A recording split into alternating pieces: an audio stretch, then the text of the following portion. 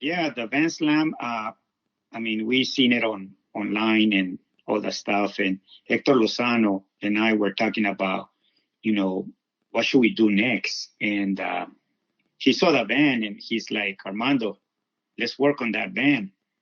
And I go, oh, that's a beautiful van. And he started doing all the body work and opening the windows and opening the doors and put the hinges and all that stuff. And I go, you know what? I would like to paint that van because it's got a lot of, it's busy. It's got a lot of patterns and it's graphics on it. And it was another challenge for me. And he goes, you want to do it? I go, yeah, just give it to me. And he actually brought it the day that you and Willie did the podcast here in my garage when they interview you. Yeah, Oh, I remember that day. yeah, I think it was that day. If not, um, maybe it was another visit before that. But bottom line is that he brought the van already bodywork, windows open, the whole sunroof open. And I'm like, man, I want to paint that van. So the first thing I do is try to get involved with the owner. The owner is Gary. He goes by Cat Bomb on Instagram. And that van, it's a 1967 Econoline Ford van.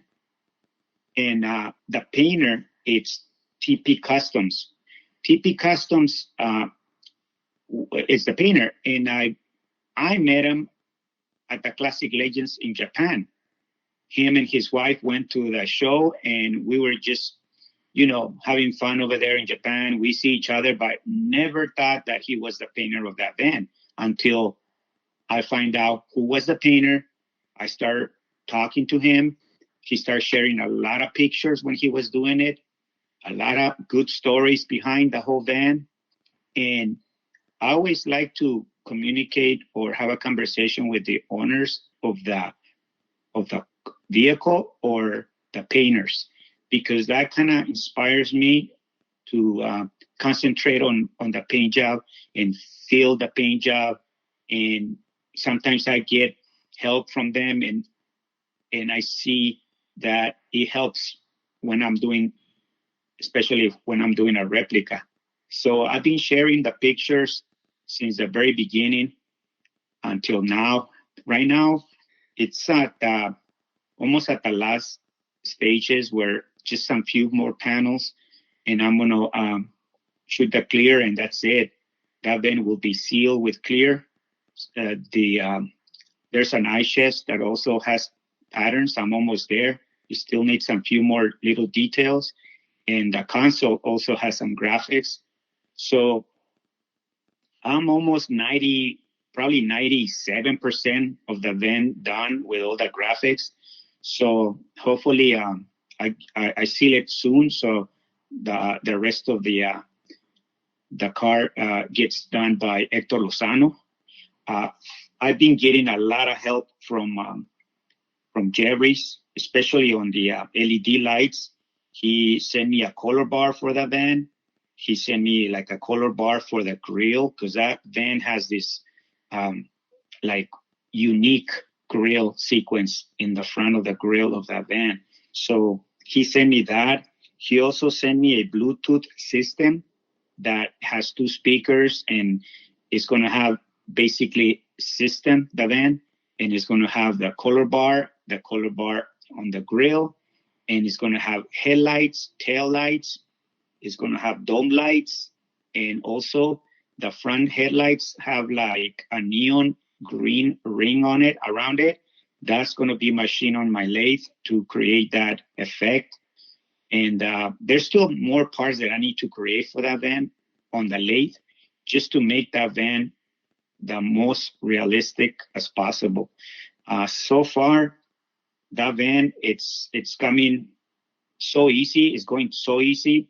And it's I'm having fun with it, especially on the paint job. And the satisfaction is also there.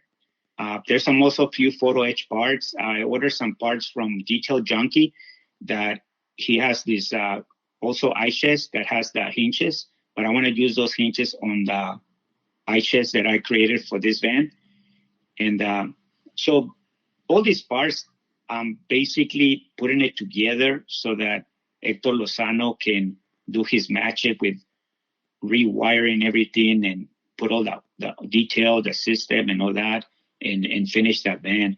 But this van is with the collaboration between him and me. It's not all me doing it. He was inspired by, looking at that van. And from that, I became, good friends with the owner and good friends with the painter. I've been constantly sending pictures, talking with them. Sometimes we spend, a good amount of time just talking and sharing things that, what went on the van and stuff like that. So that's what is happening with this Vanslam. Man, that's cool. Looking at the photos, one thing I do love is how you were talking about making it realistic, or the hinges on the doors, Yes, because that's you could see it from the exterior, how you yes. would see it in real life. Yes, Hector Lozano did it on his Gangster of Love the same way, and he decided to do it the same way on this van. And they open pretty good. They close and they open, and it's it looks like the real thing. Wow, that's cool. And yeah, like you said earlier, like the paint job, it's busy. Hmm. From like this build, I feel like every year you challenge yourself with your paint jobs and different builds. Do you feel like all your from your, like your previous builds have helped you along the way, building you up for like a project like this to be able to do this type of paint job? Yeah, and God, what happens is that I think after doing Boogie Nights 1, it was to me, it was like the first challenge of a paint job that I wanted to do like multicolors and a lot of graphics, a lot of lines. And once I did Boogie Nights 1, it was like a boom, I just like that's it. If I did that paint job, I can pretty much do anything I want. And after that, I've been doing other paint jobs, and it's been going like so smooth, maybe because I got the proper equipment. I got the water airbrush, I got the water compressor, I got a house of colors, I got the bright flake from Tropical Glitz, and I have like a whole bunch of paint that I can mix any color, anything I want. And now, if it's wrong, that means it's me. if it's there, it's because I have the proper equipment for that. So after I did Boogie Nights 1, I challenged myself to do Boogie Nights 2. And first, when I did Boogie Nights 1, I was like, there's no way I can make another paint job like this.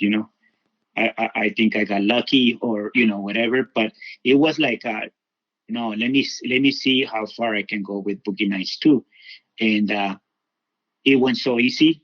I ended up doing Jose's Dreams. It went easy also. So this van, it was just me having fun with graphics. I didn't even think twice, like, how am I going to do this? How am I going to do that? It was pretty much everything in my head. Like, okay, it's just a matter of doing the tape lines and start spraying it. And it's almost like an addiction because you want to feel that airbrush, that paint going into a little cup and push the button, that nozzle, and pull it back and start doing your art. And that feeling is like I guess it's like a chef when he's cooking his recipe and he's doing his famous plate, and when he's throwing all these ingredients, he tasting it. It's pretty much kind of like the same way, or like a DJ mixing music, and the music comes out like right there, and you feel that the satisfaction. Same thing with me doing these paint jobs. So I like to just finish them and post them and motivate people, just so people can, push to this limit. I wish somebody was telling me how to do this before, but I'm just learning this type of paint jobs lately after I got the proper equipment.